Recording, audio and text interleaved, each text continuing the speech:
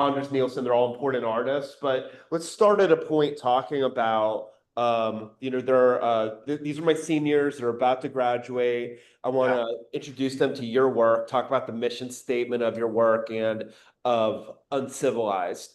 And do you want to be able to share your screen? Do you like want to take us through? Yeah. I mean, I have a progress of like starting out with comics when in Poland all the way to today. So, I mean, I'll go quickly, but I've got this whole long thing. Is that gonna be fine to kind of go through all that or Absolutely. And I have a bunch of notes and things I want to ask you about. I prepped a lot reading your okay. work, listening to your and Gabrielle's podcast, which I've been neglecting, which is fantastic.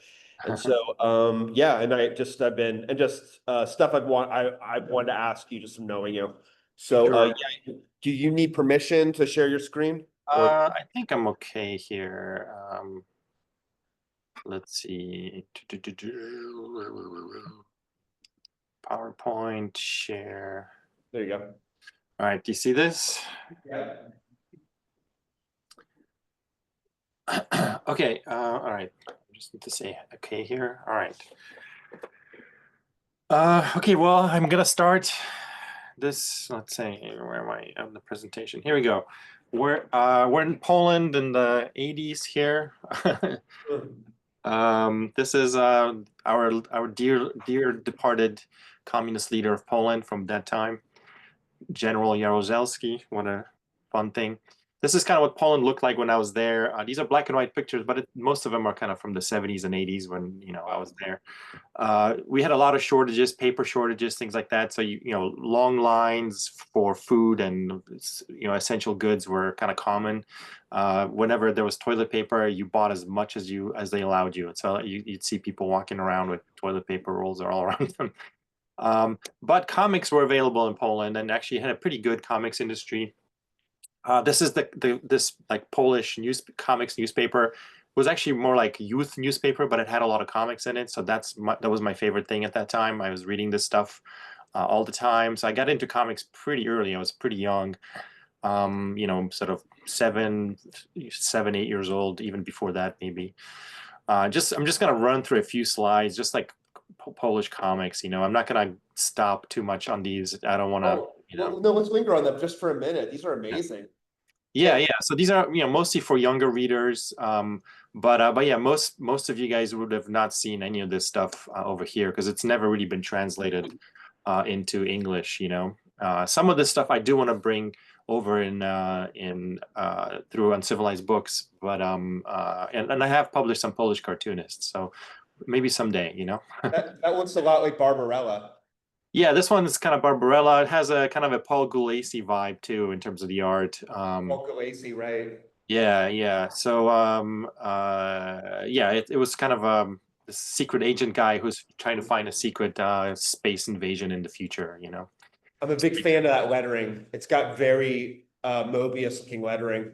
Yeah, yeah, yeah. It's got that kind of yeah, the lettering on this was really good. It was had this kind of cyberpunk vibe to it too. Sorry, would you go back a couple as well? Yeah, sure. Yeah, sorry, this is so exciting. Um That so one, Jake, that's completely up your alley. Really love me. this was kind of like the Polish asterisk, like except instead of the Gauls fighting the Romans, it's like Slavic tribes fighting Germanic tribes. You know what's funny about these is that, as somebody who publishes, I've learned that my favorite colors, which are turquoise and Uh-huh. what's that crimson color we like so fuchsia. You They're sure, so yeah. hard, they're very hard to print.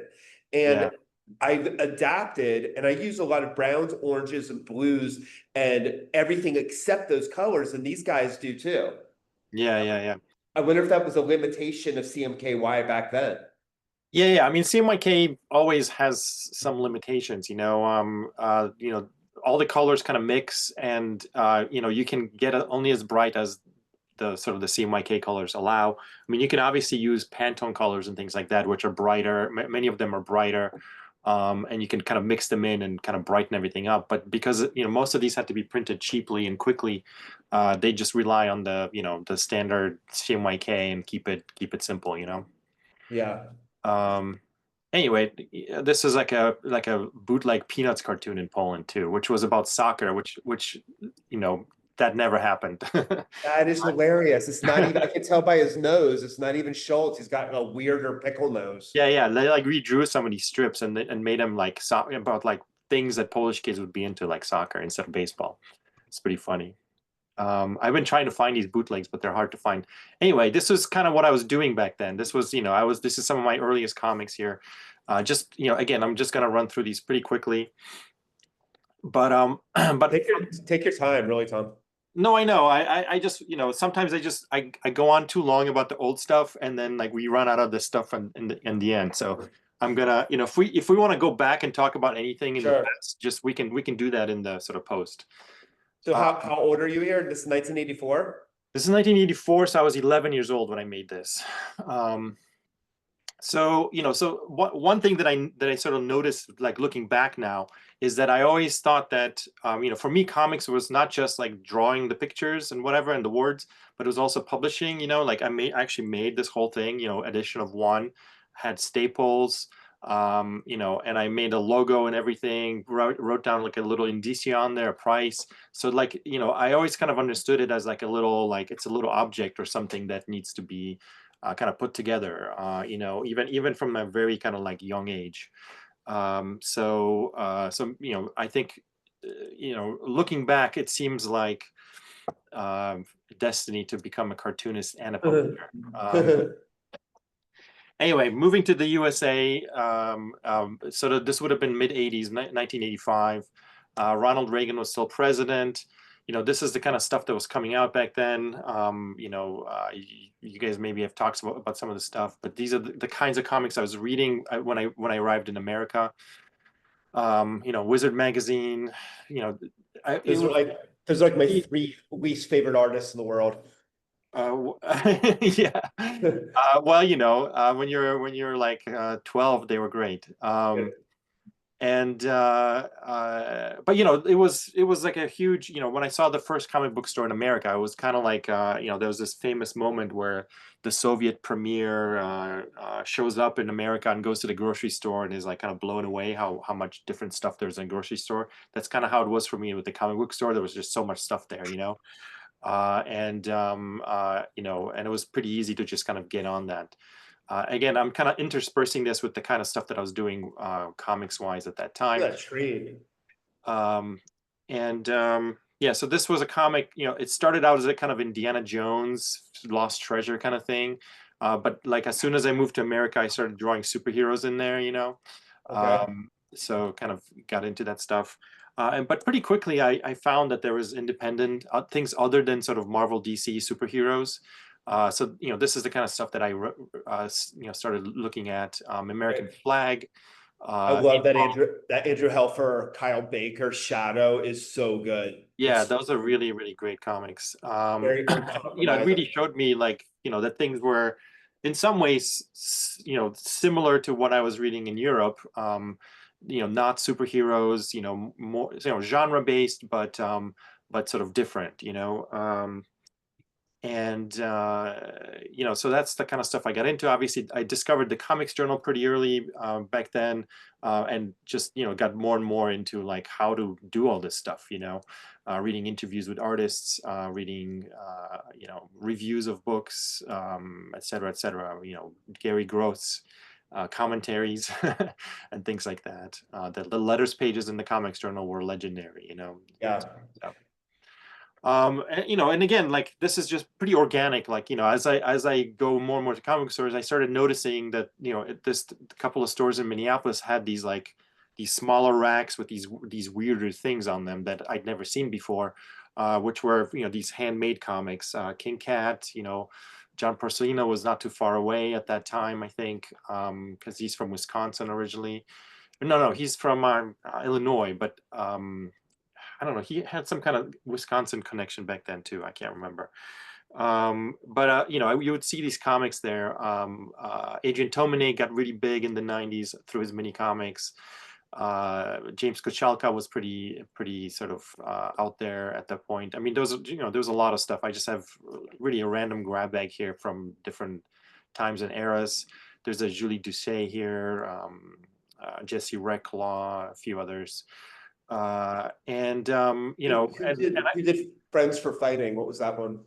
Which one? Friends for Fighting. What is that? That looks amazing. I think that's one of the Dongery guys from Norway. Do you know those guys? Dongery. I might, and I recognize the guy in the far left who might be from that community as well, because he was all over 0-0. Yes. There's also Manriji down here.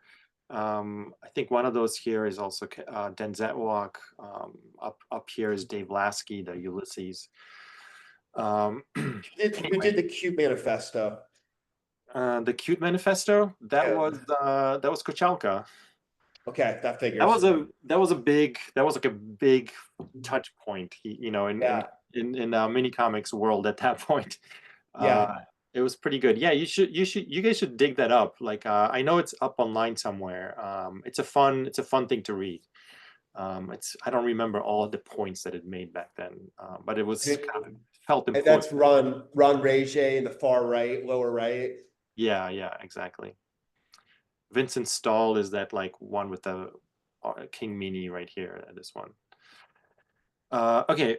So I got into this stuff. I discovered Fact Sheet 5. This is all sort of before the internet became like a big thing still. So this was, I don't know if you were into this stuff, Josh, but Fact Sheet 5 was like a big thing for me. Reading all these tiny little reviews of mini comics and zines all over the place.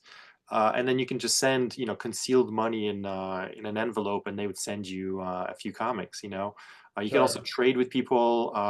It was a whole thing. And then some of these things, like you can see here, Boing Boing became a very popular online blog eventually, but it started out as a zine. I bought Fact Sheet 5. I found it impossible to digest. You were able to like really delve into this? Yeah, I mean, I don't know, like maybe I just like reading encyclopedic small print, but I loved going through, like like in comics too. Like I used to love going through all the little weird ads for like back issues and things, and trying to find stuff that I was looking for. So this was pretty fun, and if I remember correctly, they had them split up by comics and zines, so you can kind of go to the comic section and ignore some of the other stuff. But it was not easy, but it was it was basically like the phone book for zines, which it looked like. It's like reading the phone book. There's a magazine called Burning Toddlers. There was a lot of weird stuff back then. And Rick, Art is a Weapon, #4. That sounds so incredibly aggressive. The Brain Center newsletter, Brain Dead, Brain Food. Wow. Yeah. Anyway, all right. So that's when I saw that you can essentially make your own stuff, I started making my own stuff. So this is my first mini comic. It was called Reduction. I was trying to be clever, like I'm reducing my art and making it a little mini comic. I made a lot of them like in a pretty short period of time, a whole bunch of issues. These were just 8.5 by 11s folded in half, sometimes with a nicer cover, like mostly black and white. I think occasionally I would try to do like those color laser things that were happening back then. What's this, like 1990? No, this is like 1994, 94, 95, around that era. This is kind of what my work looked like at that point. So, and you're like 20, 21 years old. Yeah, I'm in my early 20s here, exactly. Yeah, this was like a Tank Girl kind of like mashup. Some experimental stuff with panels, weird philosophical things, strange encounters and grain elevators, that kind of stuff. But comics and like publishing kind of like mixed, because I was making these mini comics.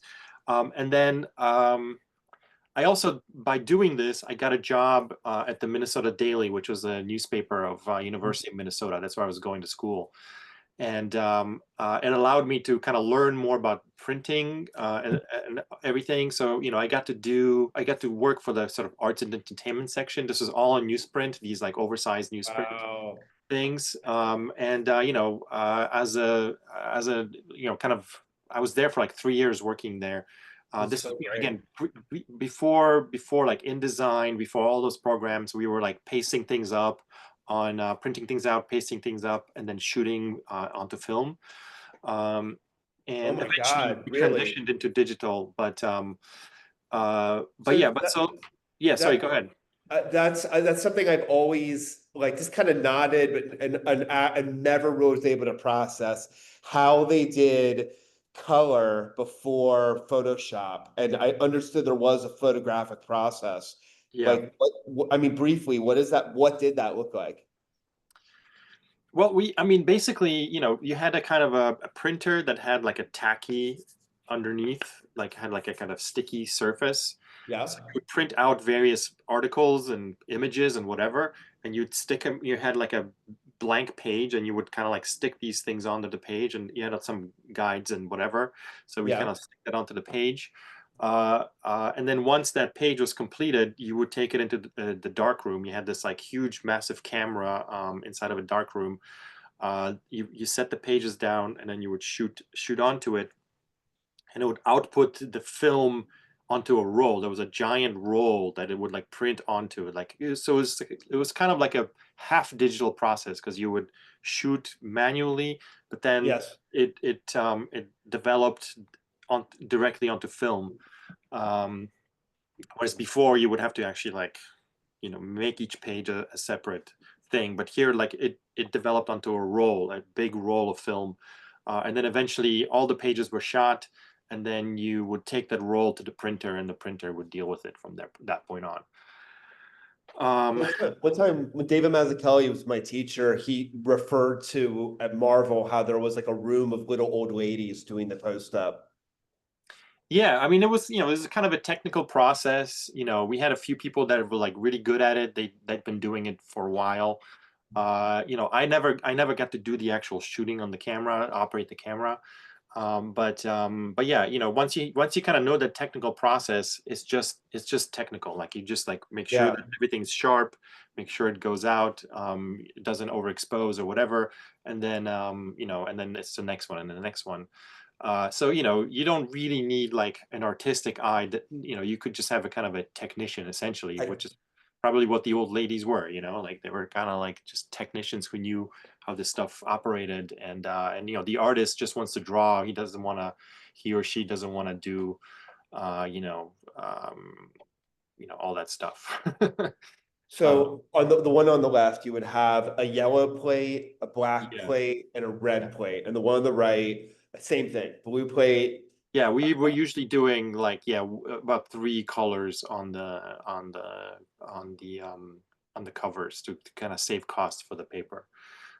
We never would go full. Occasionally we would go full color, but most of the time we would do CY and or something. Well, one more question, is that Jim Shooter on the far left? No, this was post Jim Shooter. Jim Shooter had left by that point. This was Yeah. the kind of the Marvel bankruptcy that happened in the 90s when they were like that's when they sold off Spider-Man to Sony for movies. Yes. And they eventually they came out of it much stronger, especially once they started their own studio. But there was a moment where they went back. This was like 90, would have been like 95, 96. I don't remember the exact dates for that. Yeah, Um, yeah. Herb Trimpe kept his journals from that time, and they're really intense. Like mhm. just seeing the writing on the wall. There's like Yeah. coming into work and having Marie Severin tell him like just just leave them. They're not going to give you. They're not going to be loyal to you. We all have our necks on the chopping block. It's really dark. Yeah, yeah, yeah, yeah. So we had a story on that, and I got to do the cover image for it, so that was kind of cool. Well done. Great. Uh, anyway, so sort of this is ongoing. Like I'm not only am I drawing my own stuff, but they also allowed me to have a comic strip, like a 6 to 9 panel comic strip.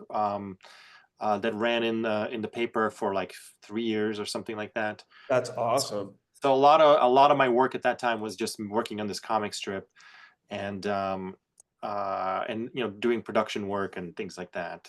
That's so great. That's all. That should be like that should be like spotlighted along with that famous Frank King comic where as a character go to the beach. This is really good. This is probably the best one from the from the series.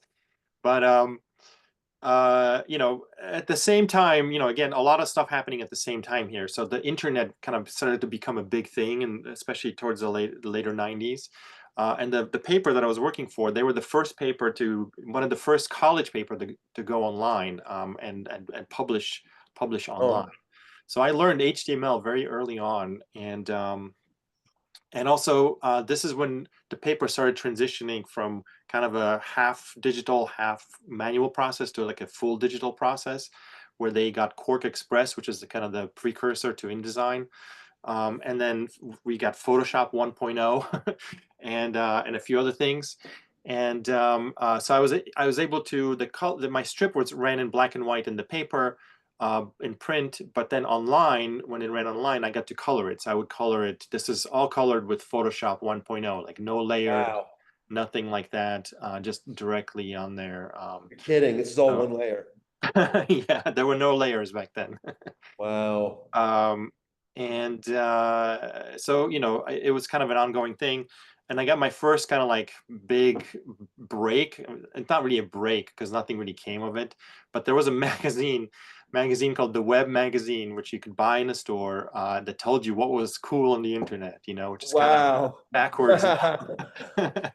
But they listed my comic as one of the 10 coolest comics you've never heard of, so that was kind of cool. It got me some traffic, but really there was no way to like make it work in any real way. So it was kind of cool to get that though. That's amazing. Do you still put this blurb on the back of your books? I should. It's my first blurb really. It would be so fun. I mean, Web Magazine just sounds like a joke. It just sounds like a Tim and Eric joke. That's how it was. Anyway, and then so I was in Minneapolis that whole time, and then I decided to move to New York. This was like the height of the .com boom. Companies, .coms coming up all over the place. Because I knew HTML and graphic design, I was making decent money as a kind of freelancer at that point, and New York was kind of the place to be for that. So I moved to New York to kind of do freelance work and try to make more comics and whatever. So that's when I moved to New York. I worked as a designer, and I ran into this thing. I'd never done much screen printing or anything like that. I never really learned any of that. I mean, I did a little bit of that in college, but I never got into it. But then I found this Print Goko thing, which I don't know if you're familiar with this, Josh, but it was kind of a desktop Wow. printing silkscreen kit, Whoa. Yeah, so you could draw, on a thing, or you can actually just print it out. The printout also worked, from a printer, because it used carbon. It used carbon as a kind of an exposure mechanism. But basically, you had to have like a carbon-based drawing. Could be pencil, could be printout. And then this unit up here, this chunk up here was they had 2 flash bulbs, like kind of old photo style flash bulbs in there. Oh my God.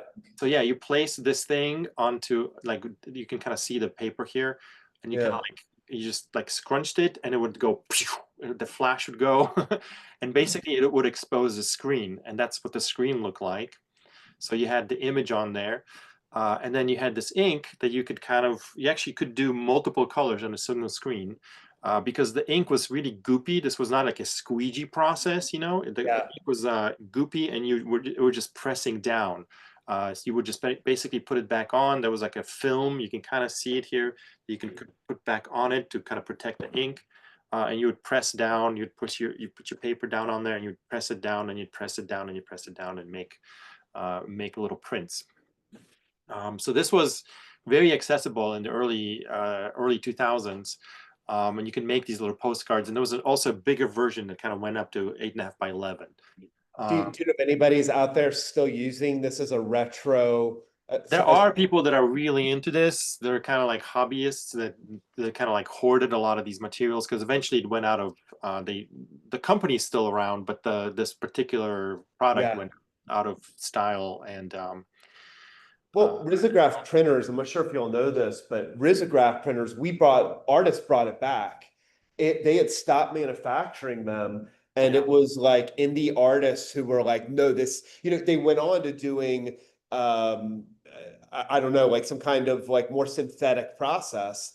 And it was artists who were using the refurbished ones that got them to pay attention and start manufacturing new ones again. Yeah, no, exactly. So this became very popular. This was kind of like the Rizzo before the Rizzo. Like this was kind of a thing that a lot of people had, and we're making comics with it. But it is the same company. It's the same look. They have that. It's the same company. Yeah, this was just like a desktop product for basically, like in Japan, it was mostly used by, like housewives to make postcards to send out during holidays and things like that, or birthdays or whatever. But here obviously it became kind of used for comics. So, I started making covers using this stuff here. I'm hanging the covers here and on a clothesline in my apartment there in New York. Right. It's hard to tell that you can only see in the back row that there's a blue tone there. Yeah. Can you not see it very well? I don't know. What about you all? Yeah, I can see it on my screen, but on the big screen, not as much. Yeah, the big screen sometimes blows things out a little bit. But yeah, so I made these little things. These comics. Like basically, when I moved to New York, I found out that there was this new thing called MoCA that was going to be happening. And I'd done one convention before that. In '98, I went to SBX, one of the early SBXs in 1998, and I just like lost my shirt there. I had all these comics. I couldn't sell anything. Oh no! I sold a little bit, but not a lot. And how many people? How many tables are in the room when you were doing that? Well, there are multiple rooms. This is the old. This was the old Marriott. The new Marriott's much nicer. It's all kind of like in one spot. Before it was kind of multiple rooms. Yeah. And I don't know if I just was in a bad room or if my work wasn't that exciting. Whatever it was, I just didn't do that well.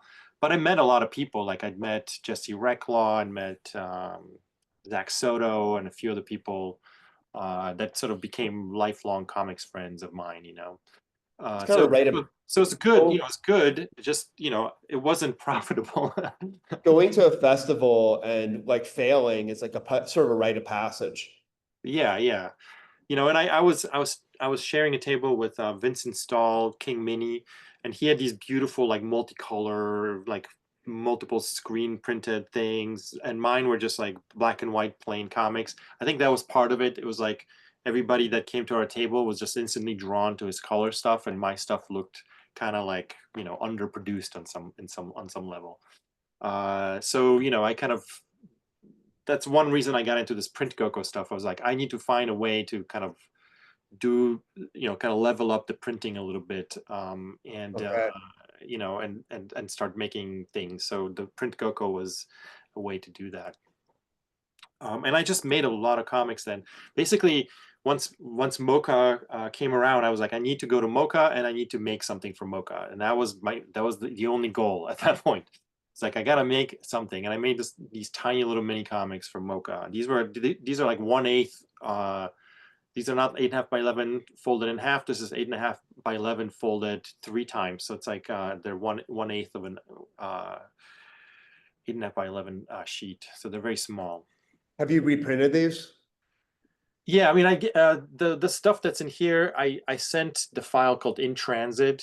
I don't know if you've looked at it at all, but that work from those comics is in that comic. But I printed a lot of these. I mean, these were this one. This is the first one, Trans-Alaska. So I probably printed like 1,500 of these, total. Like, I mean, I would make them in about editions of 100. So it just went through multiple printings. So, over time, I made a lot of them. There weren't that many titles necessarily, but I would try different things, like different cover designs. different printing techniques, just basically Was got really into, kind of the production side of it, was Mazzucchelli an influence at this point? This has reminded me of Rubber Blankets. Yeah. I mean, Robert Blankets was huge for me, for sure. That was a big thing. I mean, I was aware of Mazzucchelli from like Daredevil and Batman as well before that. Yeah. And it was cool to discover that he was doing kind of weird indie stuff in Rubber Blanket as well. And yeah, I liked the sort of the two color, sort of process that he was doing in those comics. So that's something I wanted to try out. And that was, obviously on some sense by necessity, because with the print Goko, it was hard to do more than a few colors. Anyway, again, like I'm just kind of going through a lot of these. I just made a lot of different ones, tried a lot of different covers, a lot of different formats, a lot of different techniques. Like this was Goko using silver ink. This was just a laser cover.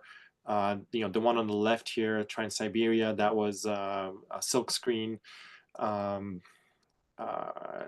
one was actually a letterpress. This is another silk screen here. Just trying a lot of different things, doing a lot of comics and going to conventions and working as a graphic designer. That's basically what I was doing at that point in New York. And I also started submitting stuff to magazines and things. So this was like a submission to I don't remember, the Drama magazine. Do you remember that magazine? No. It was these two guys from Richmond, Virginia, and they just started this kind of random culture magazine, and they printed a lot of comics in two colors. So I just they asked me to submit stuff, and I did multiple things for them. So this is the kind of stuff I was doing. And at that point, I met Eric Reynolds at these conventions, who was at that point kind of like just starting to be one of the co-publishers. I think, I'm not exactly sure when because he was there for a long time, but he became a co-publisher at some point. I can't remember exactly when. But he had started Mome, this is what it looked like, which is kind of a bookstore friendly anthology of independent sort of comics. And he started with like a regular roster of cartoonists. I think in the beginning it was Gabrielle Bell, Anders Nielsen, Jonathan Bennett, maybe Sammy. I think Sammy was in it, Sammy Harkham, and maybe one other person. I'm blanking on the names. And after a few issues, basically almost all of the regular contributors just had a hard time keeping up with the deadlines. So they opened up the magazine to other people, and that's when I kind of became sort of the second wave of cartoonists that started contributing to the magazine as kind of regular contributors. And my work up until then was, kind of like those mini comics that I was showing earlier. It was more like this, kind of like more straight to ink. I was doing kind of very kind of, quick ways of kind of capturing ideas. And with Mome, I decided to sort of go more into my, like more considered work, I guess I would call it. Slow down a little bit, compose pages,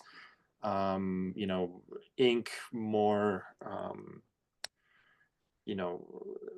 more deliberately. And that's kind of what my work looked like in Mome here.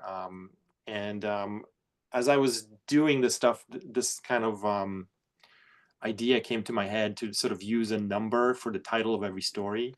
And something maybe would come out of it. I started with 100,000 miles, and then other comics were called like 10,000 years, Million Year Boom, 976 square feet, things like that. And it did eventually sort of like coalesce into a book. Although first I had my second honor. I was selected for the best non-required reading, best American non-required reading, by edited by Dave Eggers I think it's like a bunch of high school students kind of picked these comics. So the Millionaire Boom story got picked for that. And What about high school students? they kind of act as the editors on that stuff, whatever comes into this anthology. So Eggers is kind of the overall editor, but the like high school students make all the decisions of what goes I in. see. Yeah. He gives them the choices and they pare it down. I think so. I think that's kind of how it works. And Marjane's Satrape, she's the author of Persepolis, right? That's right. Yeah, she did the introduction. So yeah, so Millionaire Boom made it into that, and at that point, Eric was like, "Well, we should start collecting these things." And it became Beta Testing the Apocalypse, which was later reprinted as Beta Testing the Ongoing Apocalypse. But basically, I kind of, I created this chart, which is kind of crazy. But basically all the comics that had all these numbers and titles, I mapped them onto a time and space continuum. So Wow. each of the stories have a particular trajectory. Like some of them start like very far in the past, go into the present, and sometimes go backwards in time, etc. So all of these stories were mapped, and here I'm just kind of removing some of the noise here so you can kind of see some of these stories. Noise of History, for example, starts at the beginning of the universe and kind of goes through up until roughly today and into the future. Noise, it kind of stays in one place. Anyway, but it was kind of a fun exercise to do this. And the book came out in 2009, I think, if I remember correctly, or 2010. I'm blanking on it right now. This is the original cover. It was Eisner nominated for Best Graphic Design. This is the French cover, which was expanded. I've added a lot more of the city into it. Wow. And then soon after that, I moved to Minneapolis. And then decided to sort of start Uncivilized Books. So the last one that came out, it said FBI. Is that Fantagraphics or is Yeah, that? Fantagraphics Books International. Uh-huh. They had all kinds of weird sort of like logos and names. I used that one. Yeah. I don't think they've used the I for a long time, but they Yeah, still. it's been a while. That was a short moment, and that's when the book came out. This looks a lot like New York, like right when you come off the Williamsburg Bridge. Like Yeah, that's kind of where I lived. Okay, yeah. Yeah, there's a lot of Easter eggs in here. If you like know architecture, you'll recognize some of these buildings and things like that. So the East River would be to our right, like right out of shot. Yeah, for sure. I mean, this is kind of a, it's not exactly right, but No, sure. yes, it could be. It could be. I sort of made a, sort of a post-apocalyptic New York with, that has like, the Temple of the Sun in there too, things like that. And at this point, Photoshop is more like what we know it to be today. Yes, at this point, Photoshop is for sure a lot easier to use, or harder, depending on your, how you prefer to think about it. If you don't like all the extra layers and noise and things. Anyway, so I moved back to Minneapolis in part because New York just seemed a little bit, like me and my girlfriend were looking to maybe try to like get a house or an apartment, and New York at that point was extremely expensive, and we just couldn't afford it. We just decided to go back to Minneapolis. Also, both of our parents are getting older. It seemed like it was maybe a good idea to kind of move back, be closer to the family. So there are a couple of motivations to do that. And I, kind of wanted to stay in touch with a lot of the people from New York. Like Gabrielle Bell was a good friend and someone that was part of this comics cartoonist group in New York that I had for many years. We would meet at each other's houses every Tuesday. Gabrielle Bell was part of that. John Lewis, Matthew Thurber for a while. Dash Shaw would show up. Bill Cardolopoulos was in it, and a few other people. So it was kind of, sad to lose that connection. And when I moved to Minneapolis, I wanted to keep making stuff. And Gabrielle was kind of done with making mini comics, and she was like, I want to keep making comics. I don't want to keep printing them. Do you Mm. want to print some for me, as a kind of a way to collaborate long distance? So I started making a few mini comics for Gabrielle, and that's basically how Uncivilized Books started, was just sort of like as a bucket for things, for projects, like it would be something. Um, and eventually other artists started asking me the same thing. They were just kind of like, I don't want to make any more mini comics. Do you want to do it? And I liked their work and I wanted to help them out. So I just started sort of making a bunch of mini comics for other people. This is Laura So, Park. so Carol and Cash came to talk last week, and we were talking about Laura Park. Yeah. Uh, I had no idea you published Laura. She's so good. And Yeah, Laura is incredible. Yeah. Carol was saying she saw her in France and that she's working, and if somebody will go and then eventually she's still making comics all the time. And Yeah. if somebody goes and prints the journals that she's doing, it'll be like the most epic, like world changing comic of all time. It's just a matter of time. Yeah, I mean, so, there was a rumor that she was gonna work with John and Quarterly, and then I never saw that book come out because like there was a moment where she was like, "Don't print any more mini comics. I'm doing a book. When you run out, you run out." So I stopped Yeah. printing the mini comics, and there was gonna be a book, and then I haven't seen the book. But Laura is kind of a famously, a little bit very anxious about her work.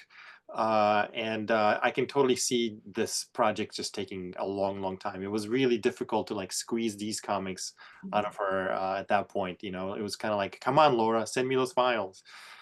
But they were really well received. I probably could keep selling them if I just if she was just like if she wasn't making a book. So Yeah. we'll see where that all kind of ties out. Do these deal with her cancer?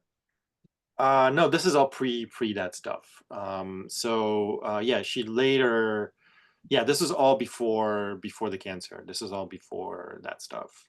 So these, And a lot. Some of these are collaborations with Julia Wirtz, for example, because they were pals and collaborated a little bit, and just odds and ends, short comics here and there, but all before the illness.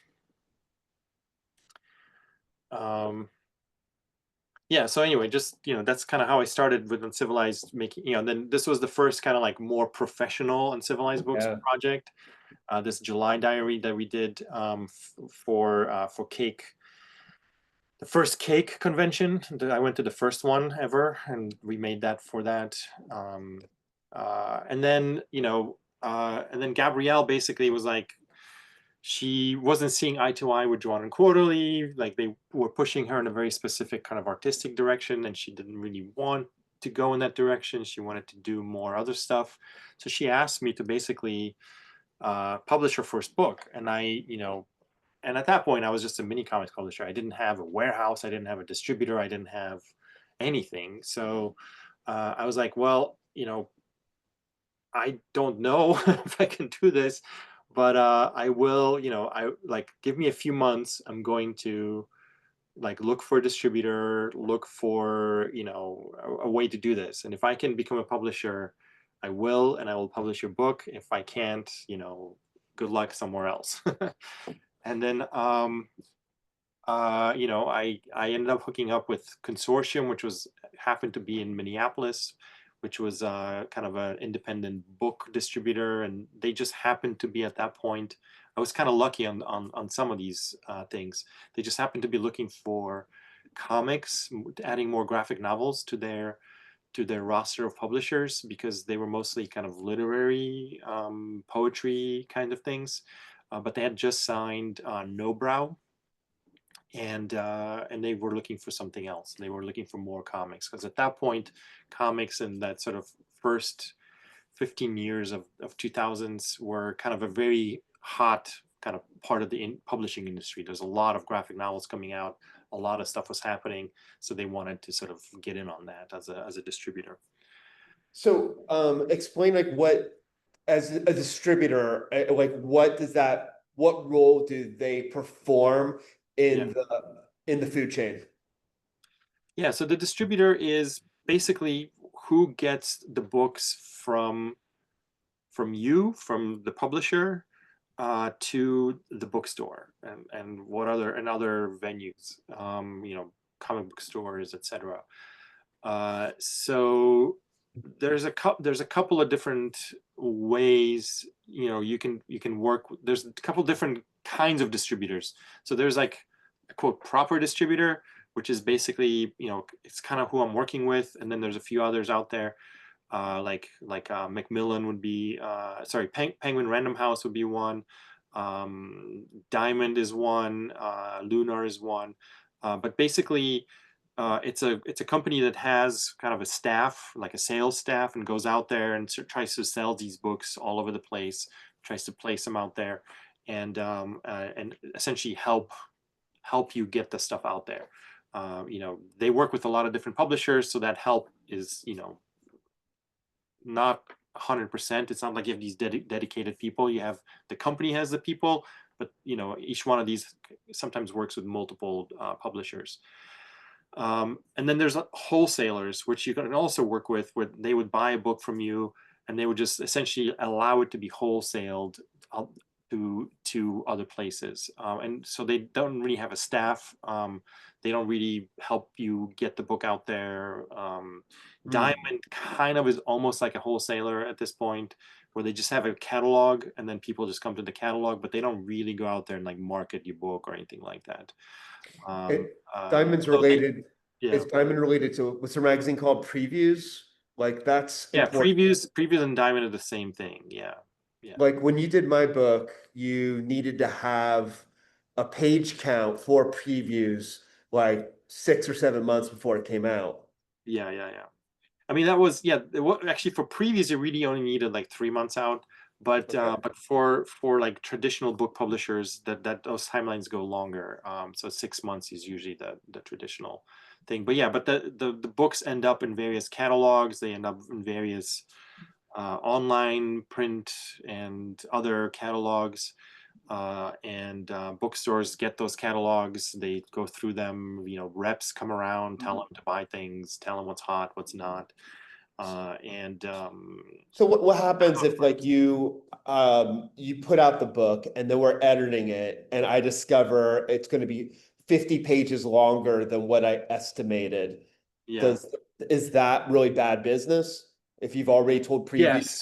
Yes. So here's a couple of ways that could affect the book. If you all of a sudden have 50 more pages, that means if I've already priced the book at that point, like say it's 6 months out, and 3 months 3 months in, you tell me 50 more pages, that means my printing costs now have gone up by, I don't know what the number is, maybe 10%, maybe 15%. It depends on how big the book is. So now the cover price that's been announced is either wrong, or we have to eat the difference. Yeah. So that's how it would mess us up. Is basically on the printing.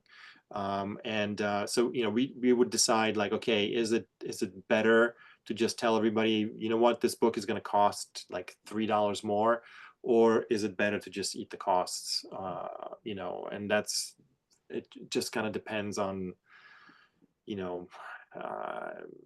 on how things are going, like, because if you change the price on a book, you can lose orders. Like all of a sudden the book is more expensive, then all of a sudden the bookstore is like, oh well, I was going to order 5 of these, now I'll just order 3. So if that was you and me, not that this is going to happen on our next book, but I wonder if you were like, listen, Josh, you're costing me $2,000. And I'm like, but I want to have 50 more pages in it.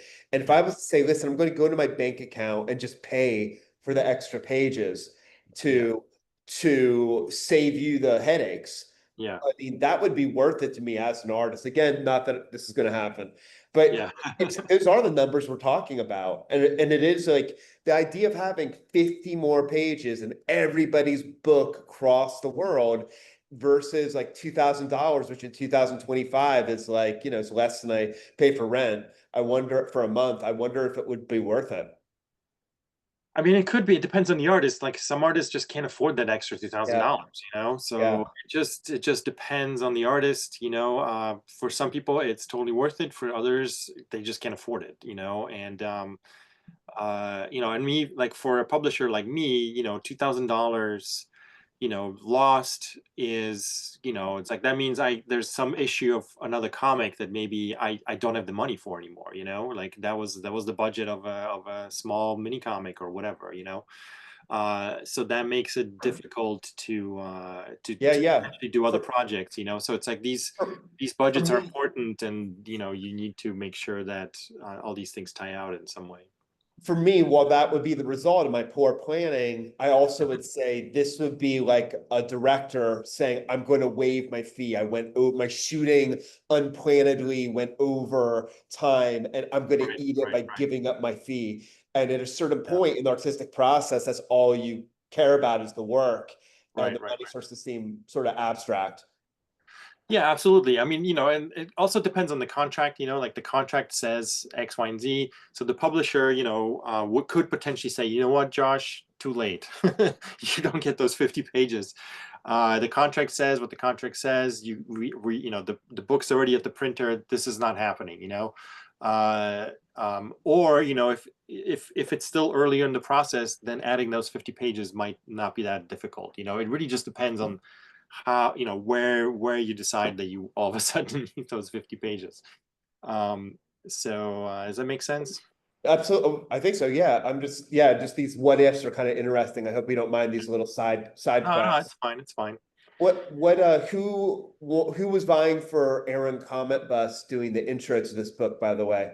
That was actually Gabrielle. Gabrielle's known Aaron for a long time. I knew Aaron just kind of tangentially through the zine world. I didn't know him very well, but I've talked to him a couple of times before this book. But she knew him well because he knows her uncle, Larry Livermore. Her uncle's Larry Livermore. I don't know if you know. I did not know I used to read his articles in Maximum Rock and Roll. Yeah. So she knew Aaron through her uncle, and sort of was like, he knew a lot of the zine people because of that. And so and Aaron really likes her work, and yeah, we reached out to him early on to sort of to get him to write something about the book. And we wanted to essentially put as many big names on there as possible to kind of make it as successful of a book as possible. So we got Alison Bechdel doing a review here in the back. Chris Ware read it. We had some earlier blurbs from Village Voice and New York Times. And then Francois Mouly also gave us a nice blurb, although she was annoyed that because there was more of it. So she was annoyed that we cut it, that she wrote like 2 sentences and we just used 1. How funny. But she got over it eventually. But the book did really well. And that sort of just like launched us on a journey. This is some of our early books here. We kind of collected True Swamp by John Lewis. He was a kind of a 90s cartoonist. Yep. Good friend. Got to do some international stuff with David B. We did Incidents in the Night, which I really like those books, but he unfortunately never finished the 3rd volume, so it's sort of an unfinished masterpiece, I think. We did some other stuff, Iranian Metamorphosis by Mana Nayastani, Iranian cartoonist, worked with Sophie Yano, War Streets and Houses. This was one of our kind of like weird early kind of like sleeper bestsellers. Wow. Because like it got picked up by architecture people. There's a lot of there's a lot of stuff in there about like city planning, and that just it actually got picked up as a kind of an intro, as an intro text for some architecture classes. So it's a small book. I can see from here how thin it is. Yeah, it's very small. It's very inexpensive, but that's what made it like a nice kind of like, the students can read it quickly. They pick up on a few different ideas, and we can discuss it in class. It's kind of like a nice, quick way to get them into a topic, And I'm just showing a lot of books here. We did something with Sam Alden, Caitlin Skallerud, Simon Morton. Here's like, sort of more recent stuff. Draw Stronger with Krietta Wilbur, Cannonball with Kay Roten. Noah Van Sciver, more Gabrielle Bell, M.S. Harkness, Will Dinsky. These are much more recent books here. Here's Josh's Unended, Pill Hill with Nick Breutzmann, Matt Madden's Ex Libris, Evil IC with Uzga, which just won the Cartoonist Studio Prize, and a few others. So it's just been a journey, and I don't know much to say about it other than we have good years, we have bad years. Some books sell better than others, and it's always kind of a mystery why it sells more than others and why it gets picked up. Because we do a similar amount of promotion for most of the books, and it's kind of interesting to see what people pick up on and what people sort of don't want to write about. Yeah. But it's hard to know that in advance. Yeah, that's Uncivilized Books here. And then sort of, I also have this lab project, Uncivilized Books Lab, where we work with younger cartoonists or established cartoonists that have odd projects. And we, this is where I kind of keep making mini comics essentially. Cool. I still like the sort of the floppy format. I've worked with a lot of sort of interns that we've had in the past. Some of these cartoonists went on to do some of these are you would never have heard of them today. But some of them like Madeline McGrain's got a kind of a decent career in kind of kids comics and YA stuff. Clara Jetsmark was a cartoonist from Denmark who was an intern of mine, and we did this comic with her, which was kind of a touch above most of the comics that I've done through the lab thing. So I ended up kind of printing it nicer. We sold out almost immediately, and then the comic won Denmark's top prize for best comic book. So it's kind of cool. That's a lab project. That's kind of offhanded thing. Just did well. Yeah. And then I sort of missed doing comics. And then Craig Thompson reached out to me and wanted to serialize his next graphic novel as a comic book. So it's kind of like a good moment because I was thinking about doing more comics. Craig you mean, so when you say comics, you mean comics with floppy comics. Yeah, up until this point, so this is 2017. Up until 2017, we were almost exclusively doing graphic novels. It seemed like that's where the indie energy was going. Everybody that was doing indie comics was basically just aiming to do a graphic novel. There were still people doing sort of zines and whatever, but that's kind of where the energy seemed like it was going. There was if you went to a comic book store, you really didn't see any indie comics, or you saw more of mainstream indies, more non-superhero but still kind of genre things, I don't know, like a Vampirella or something, but you never really saw the kind of more more arty, sort of autobiographical stuff as much as you used to. In the 90s, you would go to a store, you'd find 8-Ball, you'd find Optic Nerve, you'd find all this stuff in shops, in Floppies, Love and Rockets. And then, that stuff gradually just disappeared. And by early 2000s, you really didn't find any of that stuff anymore. Most of that stuff was happening in graphic novels, which is why Uncivilized was sort of more geared towards graphic novels. But then I feel like, things started to sort of slowly change. And I feel like we're kind of back in a new floppy world in a way. There's a lot more people doing serializing things, trying things in the floppy format.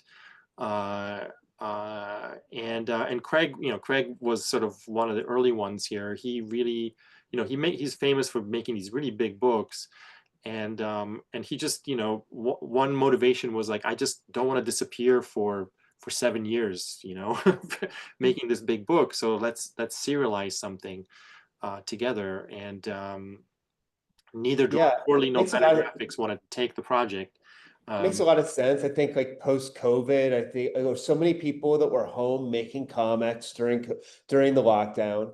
Then the field opens up and everybody's bringing for everybody that puts out a comic, it feels like they attract more people who want to make comics and read comics. And that probably is again, in some ways it seems like floppies would be less popular. And in another way, it's like it makes so much sense that people would want a $5 copy by their favorite artist instead of having to wait 5 years to buy a $25 brick.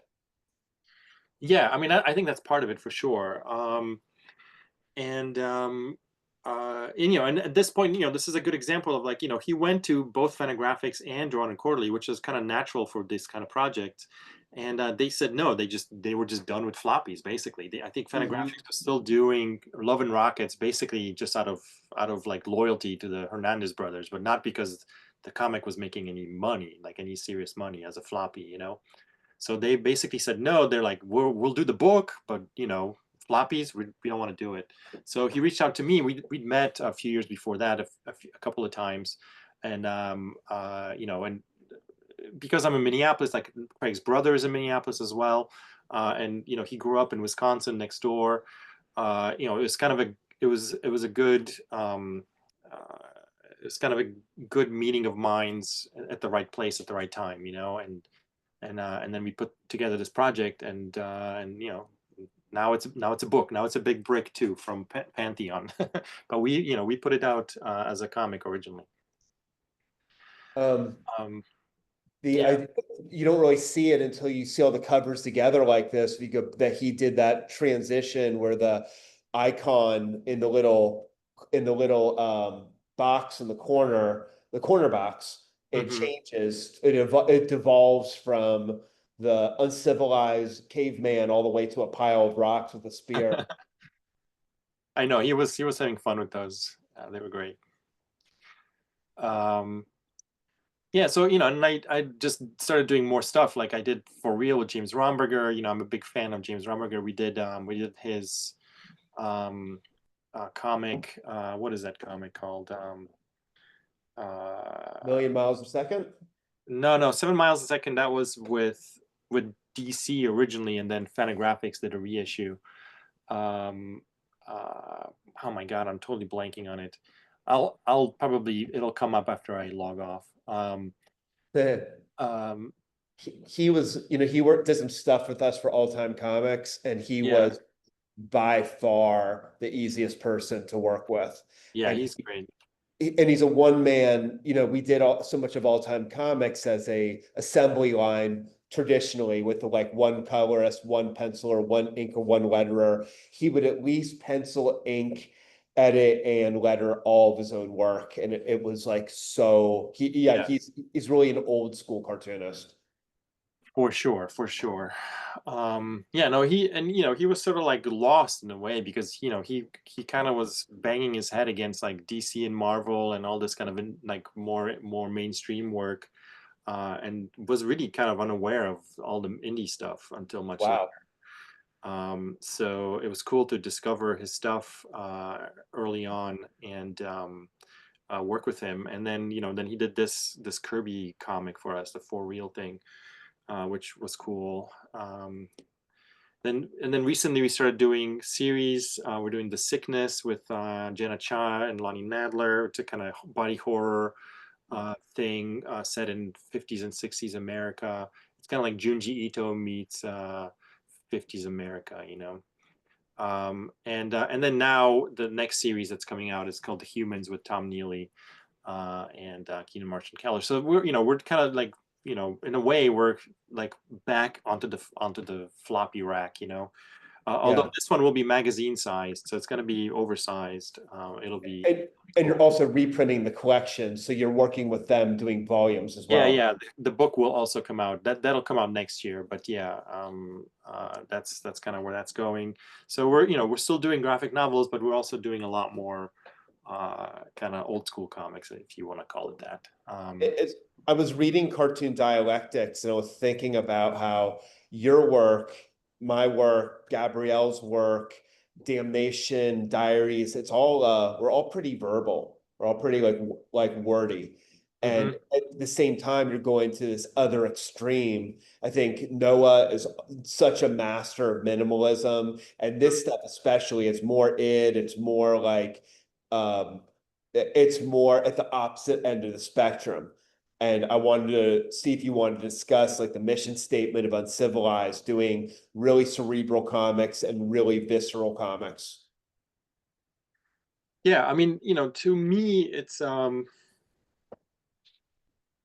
me the comics are a little bit like, I think about this, I probably think about this a little too high level, but I think about it a little bit from sort of the Marshall McLuhan side of things. The medium is the message guy. Like, I always think of the comics as the medium, and the verbal versus less verbal versus visceral versus all this stuff. It all kind of like shakes out the same. It's the comics all underneath it all. And as long as the sort of there's some interesting formal things going on, sort of under, if you can think of the visceral stuff, the cerebral stuff is almost like a facade for like a bunch of interesting structures underneath, and that's what I'm really interested in, is like the kind of the deeper stuff. And and when I look for comics, I kind of look for this, and it's really hard to describe to other people, because I feel like I feel it a little bit, like there's something under there that like really gets at me.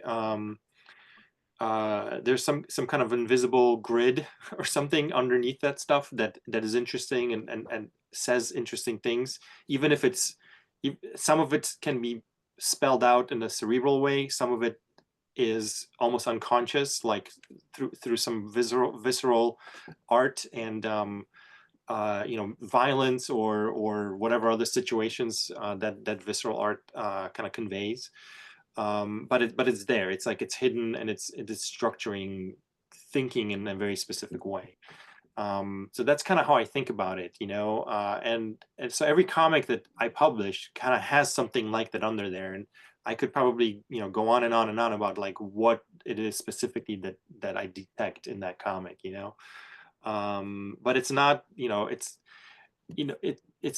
I'm a very different publisher than like, say, Drawn and Quarterly or Fantagraphics, in the sense that I have a very specific kind of vision that I want to bring to comics, and I'm not just looking for like, oh, what's cool and new and hot today, although obviously that helps if that vision that I'm looking for is also cool and hot and sells a lot of comics. That helps. But that's not always the primary thing for me. Like, I'm trying to sort of like build something a little bit different. It's almost like a printed gallery, it's like almost like a gallery where like I'm the curator of this gallery, except it's in print.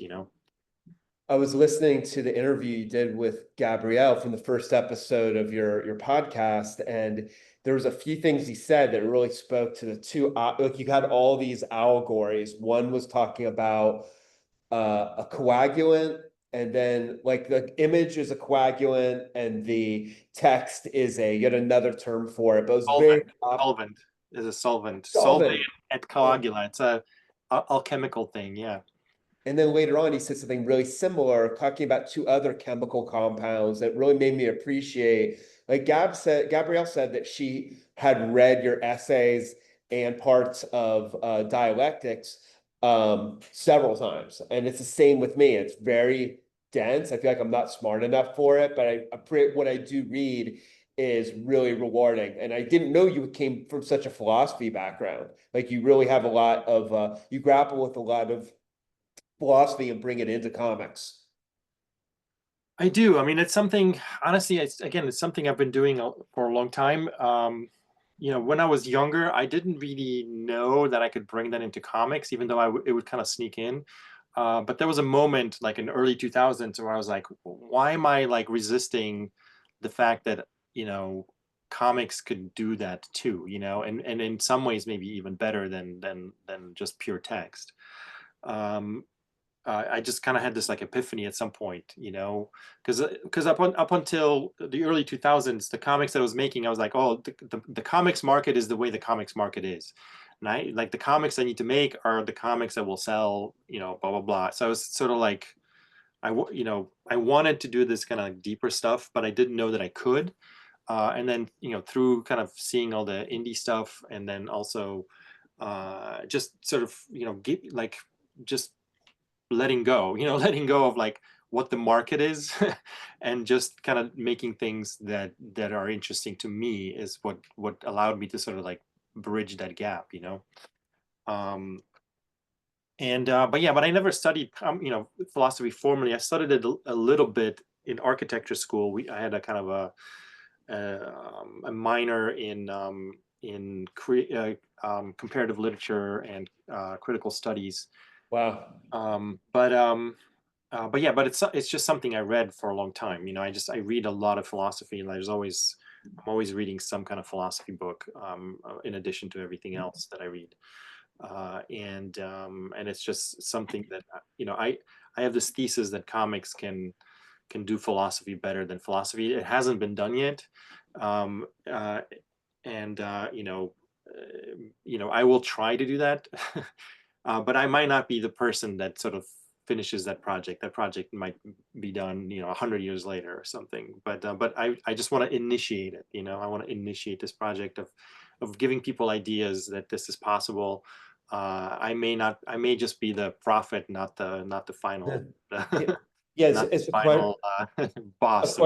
a question you and Gabrielle kept on circling around in your conversation was in that first episode was, have comics done everything that they can? Music has emerged in its final form. It's really exploited all of the full breadth and width and length of the medium, and other mediums you can say the same thing with. And Gabrielle kept on saying, I don't know if comics have, and that, like you said, is this a final form, or is this question going to be carried on in your future work or by the artists that come after you?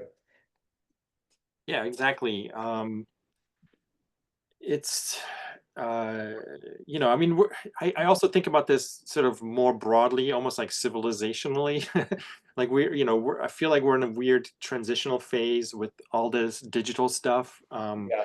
We're kind of the world that was built on books and text is kind of crumbling, and we're kind of in a new world, and it's built out of bits and atoms, and the old forms of literacy are kind of like falling aside. People read a little bit less, or they read more kind of like stochastically, shorter pieces like on social media, or articles or whatever. Less book reading. I mean, we know this from statistics, like a lot less books are read than they used to be. And what does that mean for the culture, and what does it mean for like society and things like that in the future? I mean, those are probably like too big of questions, but I think about these things, and I find that comics have an interesting potential there. I don't know if it's something that can be realized. Sometimes I worry that comics are really part of this same culture as essentially the Gutenberg culture, the print culture, and that maybe that they really have to also change significantly going forward. But the basic idea of like the building blocks of comics, the panel, the words, the images, the page design, like that might remain. It just might feel really different in the future. I don't know. These are hard things to to unpack when everything's going on. I'm sorry, what's Gutenberg? You mentioned that. Well, Gutenberg is the guy who invented the printing press. So I think about it like there was up through the beginning of the 20th century, we kind of lived in a Gutenberg world, basically like all knowledge and philosophy was kind of digested and passed on through text, through books, like black ink on paper. And then since the invention of electronic media, Yeah. We've been slowly moving away from that, like television, music on demand, and now with computers, and computers in your pocket, like all this stuff is sort of taking away from this like literary black ink on paper world, into another world, and that changes how we think about things. So like reading really structures the mind in a very specific way, very sequential, very logical, which is why in a way science and all these things come out of these things. But the other media, they kind of surround us. A lot of it comes through the ear rather than through the eye, and it creates a different way of thinking about the world. And which Marshall McLuhan, who I mentioned a couple of times here, as a philosopher, said that basically, it kind of creates a kind of a global village, not just in the sense that like distances are shrunk through communication, through faster communication, but also because everybody's in everybody's business now. So you can think of like social media as a really paradigmatic example of that. Not only are we like communicating quickly, but everybody kind of knows everything about everybody. So it's kind of like a small village, it's kind of like living in a small town where everybody knows what you're doing. They know where you came from. They know what you, what you had for breakfast. How well your family's doing, and it's sort of like it can be like a stifling kind of thing. It can be like a return to village life, but on this grand scale. I don't know if that's correct, 100%, but it's a way to think about it. And I think comics sort of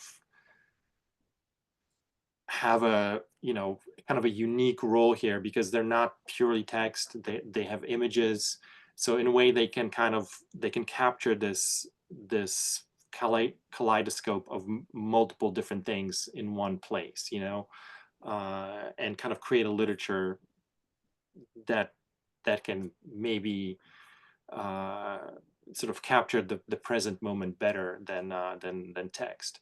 Like I used to say that like science fiction was the literature for the present because we kind of live in a science fictional world. So maybe comics are the literature of the future. I don't know. These are all contextual, weird sort of ideas. Well, I keep on comparing, like going back to the beginning of your lecture when you're showing fact sheet 5 and talking about your relationship to media in pre-internet era. I mean, that's my upbringing as well. And part of me feels like whatever the equivalent of, like when you look at fact sheet 5 and you remember how important it was for you to read reviews and zines or to read the letter column in the comics journal. Yeah. It's different from what this class probably knows, but it's the appetite for information is the same. In fact, really what the internet gave us, all of the weird nerdy people who like responded to comics had this real appetite for knowing all the minutia of their fandom, that definitely still exists, but it's different. And again, it reminds me listening to you and Gab talk. And by the way, you two have such a great kind of she's so like she's so sort of freeform and spontaneous, and then you're really you have that aspect to you too, but you're also really good at numbers and form and like geometric patterns. So you have this really great Laurel and Hardy, like two opposites playing off of each other energy. And you two were talking about nostalgia and how the thing that we all keep on going back to our childhoods. We pull from it for inspiration for artwork. And the question is like, why are we driven back there? And for you, you were saying that the answer is that it's not so much about what you get from the nostalgia thing that you are nostalgic for. It's more about what is the feeling that nostalgia gives you, and can you get to it without going to Pokemon or whatever your childhood memory was? What is the thing what did you get from Pokemon that you want to have in your adult life? Right. So I kind of actually the In Transit comic that I shared with you guys has a little bit of that stuff in there, but yeah, I'm thinking about nostalgia as I kind of invented this thing called the nostalgic critical method, where it's like, so there are comics and things from, or, whatever, games or books or movies or just things that happened in your life. from when you were younger, and we can be really nostalgic for these things. And you know, one way to sort of recover that nostalgia is to just like buy the thing, right? Like you find that old comic and you buy it and you read it again. You know, you find the old game and you play it again, blah blah blah. And that's one way to sort of try to recapture that. But Yeah. my you know, my thing is like, what, you know, is it really just the game you want to go back to, but or the book or the comic, but is there something that that comic sort of had in it that you really responded to, like a sense of freedom or a sense of like adventure or a sense of um, you know, Discovery. possibility, discovery, or something like that, that was really present, you know, when we're younger, we're kind of like discovering the world. So is there a way to use sort of the nostalgia and kind of look back at those things and find the thing that really, the thing that you're really looking for, not just the object, but you know, that feeling that's something, you know, a little bit harder to find, to define, that, you know, that is maybe lost now, or you're just trying to recover it. You're trying to, you know, for whatever reason in your life now, you know, you're kind of looking back at these things, either because you're older or because things have kind of settled down into a routine that you don't like anymore, whatever it is that's happening today, that you need to you know, recover. And it, you know, it's better than just like buying a bunch of old books and reading them again. There's maybe something else that you really should be doing, you know. Does that make sense? Absolutely. Yeah, yeah. I have another follow-up question, but I want to see if there's any, and we've kept you already past the time that we discussed, and so thank you so much for being like so generous with your time. But before let me see if there's any questions from the class. You Yeah, guys, yeah. Let's something, open it up. That sounds good. does anybody has a question?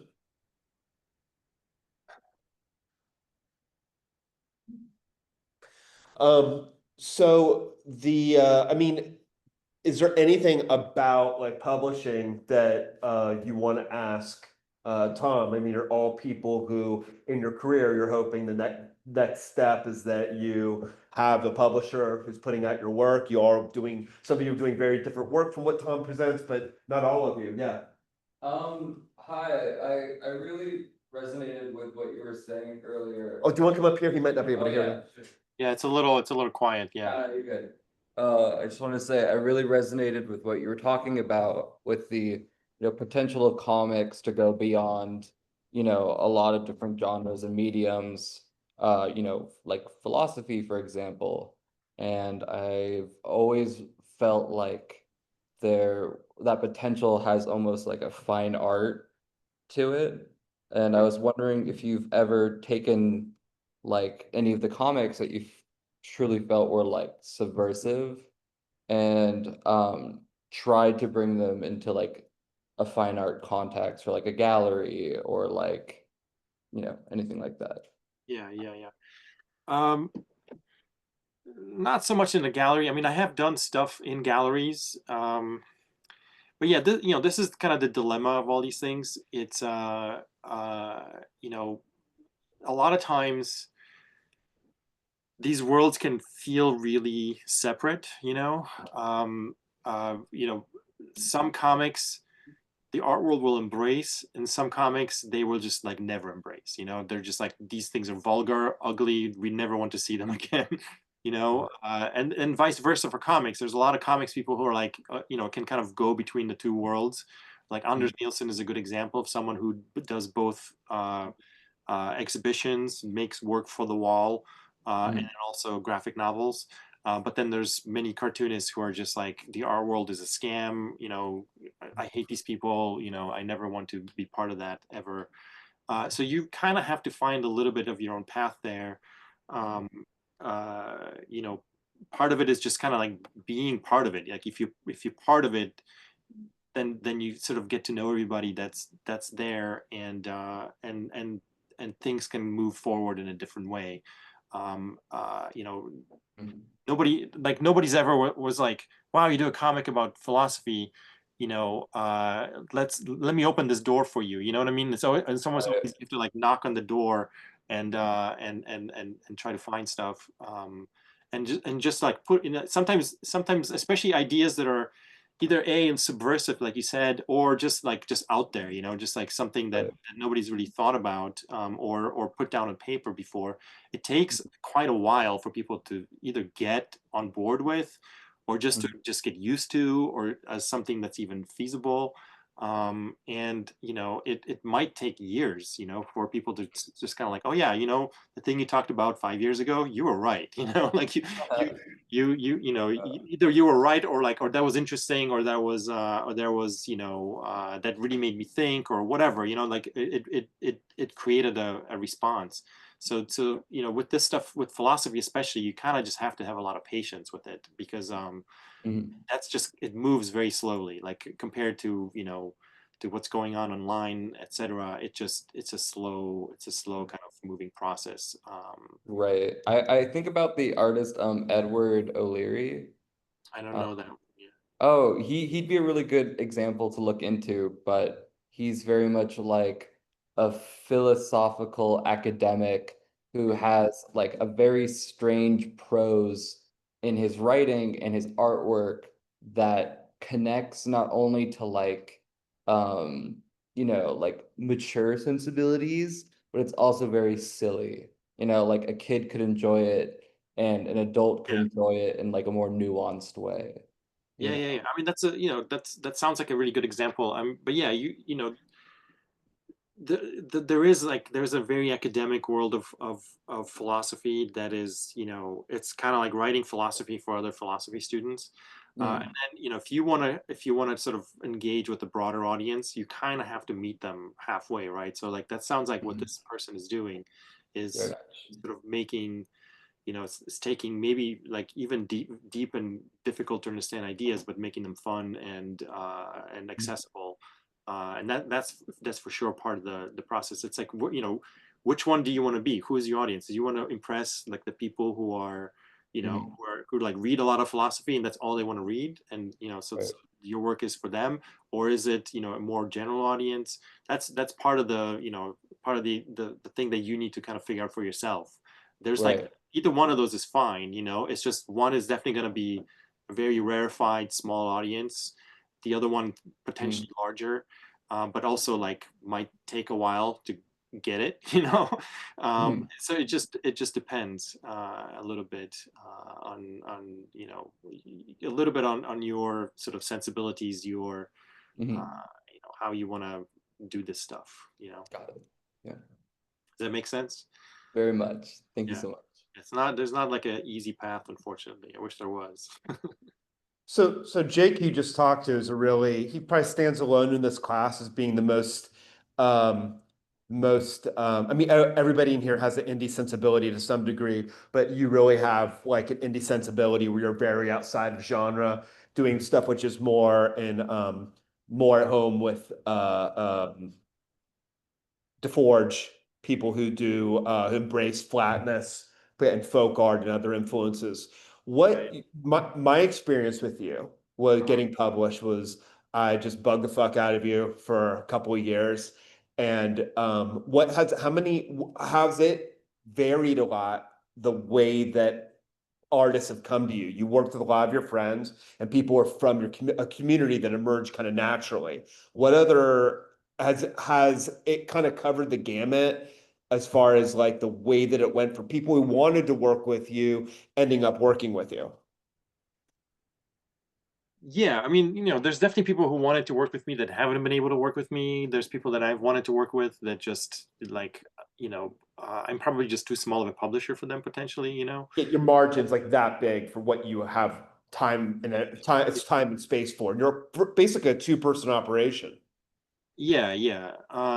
And so now that I've been around for a lot longer, I've worked with a number of artists, and like someone like Gabrielle Bell, for example, I've done multiple books with her.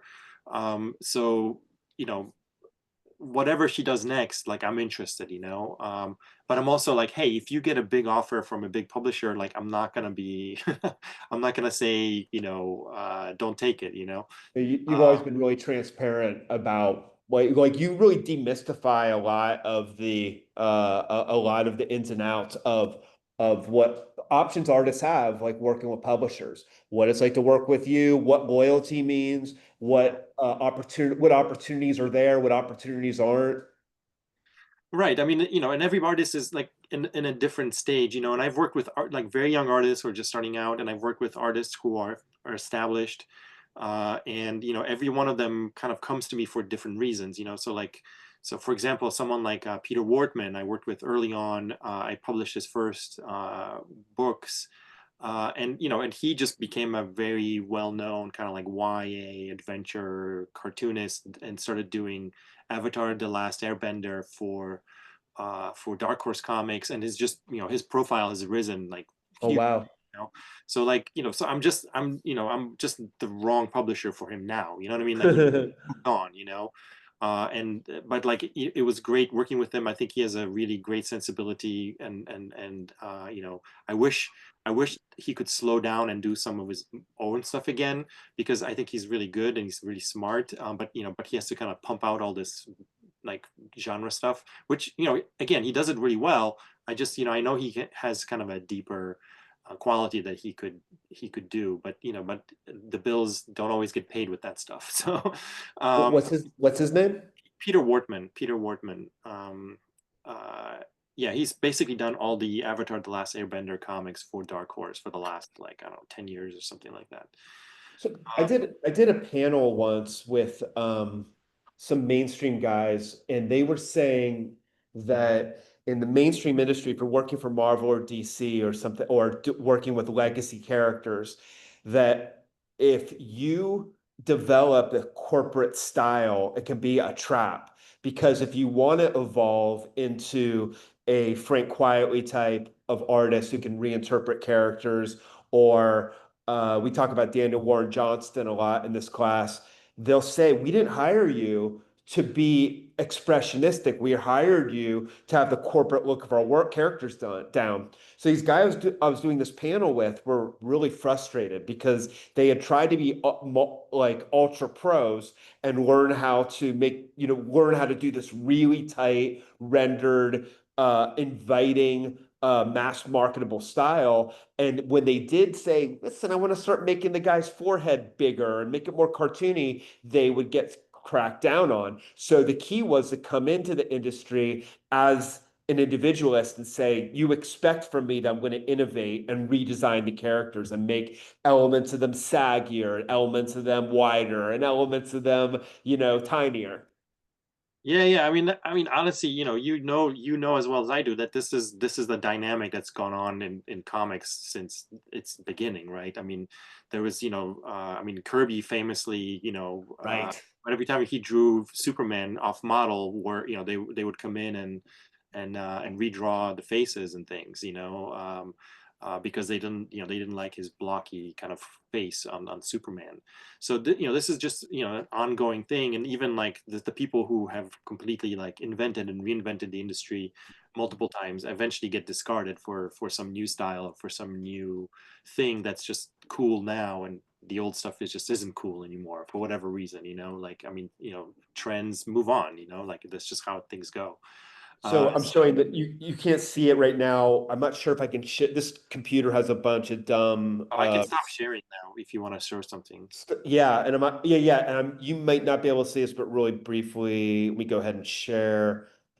Yeah, it's stupid. The IT department made it so that like I have to actually change the preferences to share so you can see it, but at least show the students. This is what he's talking about. Jack Kirby, who we talk about all the time in this class. When he came to DC, where they offered him a lot of respect and freedom, they wouldn't let him draw Superman's face in his style, which is so much better.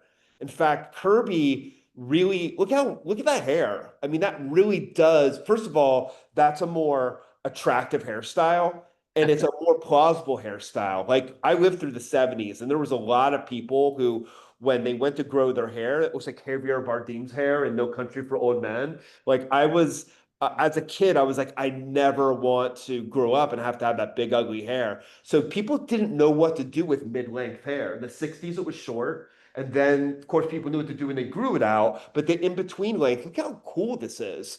Like it definitely looks like of its time. And it's a real face. And they were like, no, he's our corporate mascot. And we're going to have, I think, Plastino, Murphy Anderson. They would have these old school guys come in and draw over Kirby's faces, not just with Superman, but with any of the real, real, what do you call them? Their mainstay characters. Whoops. And they would like Jimmy Olsen and Lois Lane. Here they let the girl's face kind of stay the same, though they sort of reconfigured that a bit too. But definitely Superman. They went from, I mean, he has such a look of kind of like bravery and sort of like wariness on his face that isn't there in the final version at all. And it's a more attractive face. I love that mouth. Yeah. So that's just, I mean, if you're working in on a corporate property, that's just something to be expected. I mean, it's like you would think that they would want more creativity, blah blah blah blah blah blah. And sometimes they do. Sometimes they have editors. Sometimes they have people sort of that get it, and they kind of push the more interesting things forward. But that always changes. Like either the company gets sold or some other CEO comes in and decides to do something else. So these things are just kind of always unstable in this kind of very capitalist sort of way, right? So if you're working on a commercial property, that's just something to unfortunately be expected. There it's just never stable in that sense. The solutions, as you mentioned, is like to either sell yourself as a kind of reinventor, like I'm just coming in, I'm gonna refresh this character, I'm gonna do something weird and odd and unusual. Or the other way to go is like, maybe sort of like the Paul Pope way is like you come in, you do like some weird thing, like once in a while, sort of essentially and walk away with a bunch of new fans, you know what I mean? And kind of keep doing your own stuff. Whenever the winds are favorable, like there's an editor that's looking for weird work, you come in, you do a few things, and then you walk away and then just keep working on your own stuff.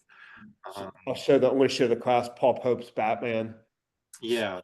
Spider-Man too, I think. Yeah. So Paul Pope. Obviously, like sorry, you can finish your thought there. He probably started a lot of trends. I feel like I've seen at the time, everybody, like you never saw Batman with this more retro, like if he would have his outfit would get slicker and slicker. And Paul, he has him in boxing shorts, he has like wrestling boots. All these things are so much more chic. And a lot of people have picked up his picked up on his lead. Though a lot of other people have gone slicker and slicker, and Batman just gets more and more computerized until he looks like a video game effect. This looks so much more fun to draw too. Yeah. But in the end, it's like what dictates that page rate is like some kind of corporate balance sheet, like, hey, DC's not making its numbers, so we gotta do something. And that either means going back to the model, or that means like shaking things up, and it feels like DC right now, if you go to the comic book store, they're kind of in the shaking up phase. They're bringing in sort of weirder artists doing some kind of like odder concepts around some. I didn't know that. Yeah, like take a look at their Martian Manhunter comic. It's so weird. It's such a weird concept that the way they put it together. Like bright colors, kind of more classic brushy art. The Martian Manhunter itself looks really like cartoony and weird and like almost like some kind of Japanese kaiju or something. Amazing. Javier Rodriguez. Yeah. Oh, you read it? It's amazing. Amazing. It's mostly flat work. Wow. It's mostly flat work.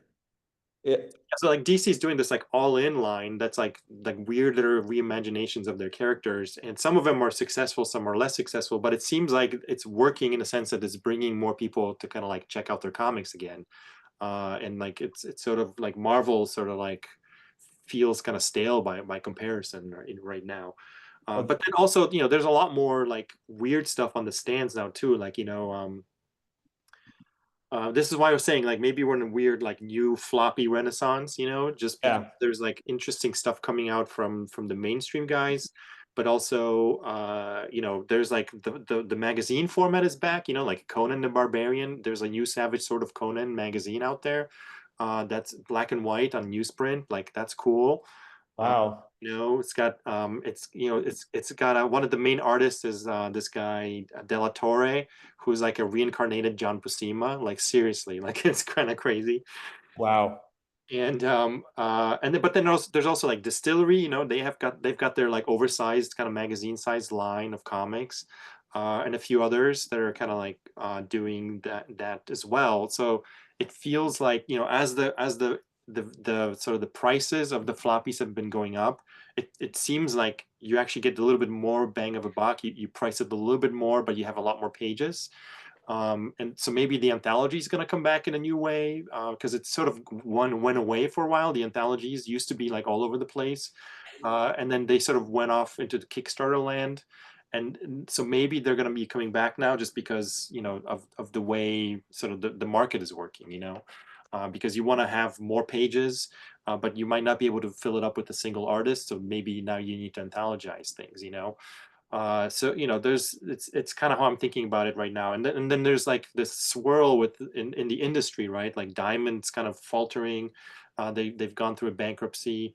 Lunar's kind of eaten their lunch. There's new distributors like Penguin Random House is distributing Marvel, and a few other sort of the more mainstream companies. So now there's multiple distributors kind of competing, and you know, that's kind of what the 80s were. You had like 5 or 6 different distributors that were competing with each other, and they were, you know, they were each like throwing out all kinds of weird titles out there because just because, you know, like I'm the distributor that has all of them, you know, like if this distributor has it, maybe I should have it because I'm losing some sales now, you know.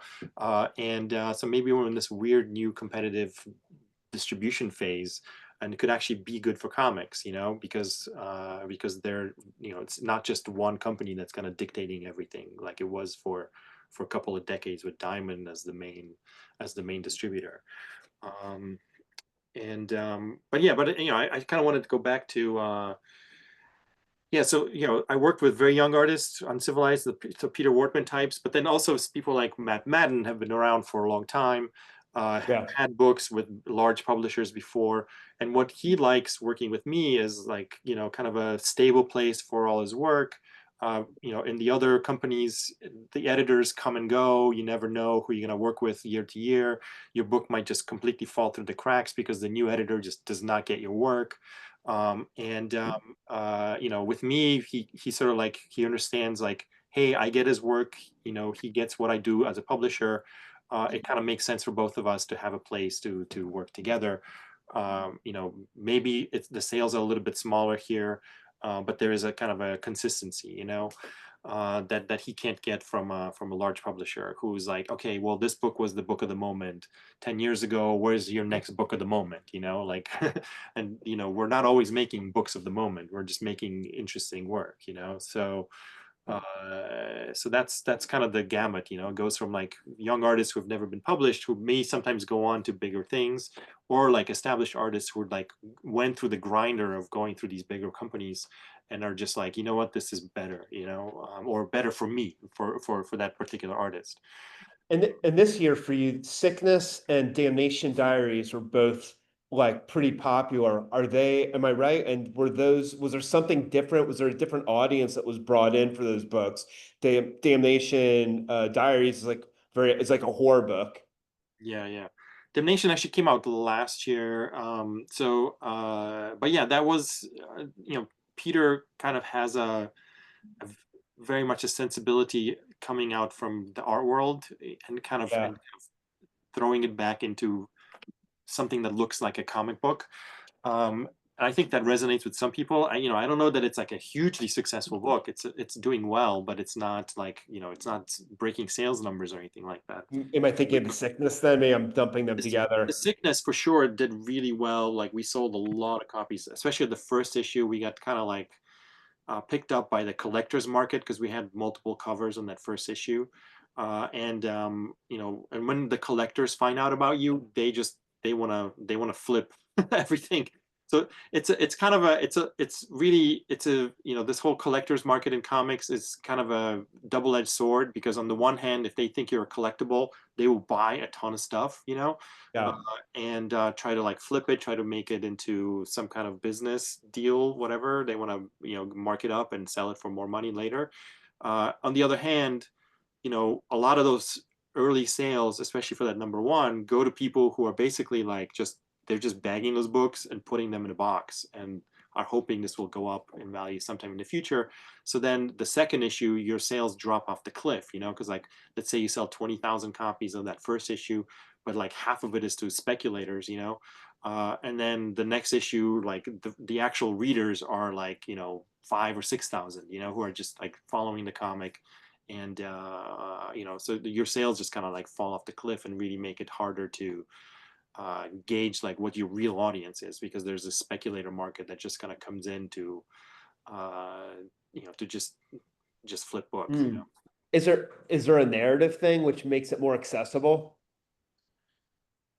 What do you mean narrative? I haven't read The Sickness yet, but is there like, does it have the same sort of high concept that an HBO show might have? Like, yeah, sure. Yeah. I mean, I kind of basically told you the concept. It's like Junji Ito in like 50s, 60s America. You know what I mean? It's like like disturbing body horror mixed with this like classic Americana. Junji Ito, the guy who did the Spiral, Spiral Head. Okay. Yeah, he's a very well known kind of like probably best known Japanese horror manga guy. No, all my classes, like they all know him really well. Yeah. So Jenna is very much like inspired by his work, and does these very elaborate, very detail oriented drawings of these awful things that emerge from this sickness that they're writing about. But there is it is very high concept. It's very much like you could totally see HBO doing something with it. I don't think they're thinking of it that way. They think it's their kind of like from hell. It's like a high concept, big project. Okay. They're thinking about it. Like, I know Lonnie, the writer, is very much a big Alan Moore fan, and really structures everything. And then Jenna just, really, like, she's also half of the writing team on this. So she, pushes the visuals kind of to its limits. Yeah, it's a good title. Also, horror right now in comics is kind of hot right now. I didn't even know that it was hot. I just really like this comic. Like, I really don't stay on top of trends, because like I feel like if I start publishing according to trends, I'm always gonna hit these trends too late. And of course. So it just happened that horror right now is kind of hot in comics. There's a lot of horror comics out there. People are interested in horror and comics again in a way that maybe they weren't, 5, 6, 7, 8 years ago. Well, we're in a time where it makes a lot of sense. There's so much fear and anxiety around. Yeah, that's probably part of it, I'm sure. Yeah. Well, all right. So we should cut it out pretty soon. We've gone way past the time that you offered to talk with us, but this has been really fruitful. Was there anybody who had a final question before we let him go? If not, I'm going to spend the rest that we cut at 5-3. I'm going to give a couple students crits. No worries. Tom, thank you so much for coming. Really cool. Like, into the semester. Yeah, thanks for having me. And thank you. Yeah, talk soon. I'll chat with you some other time, and have a great day. You too. Thanks. Take care. Bye-bye. Yeah.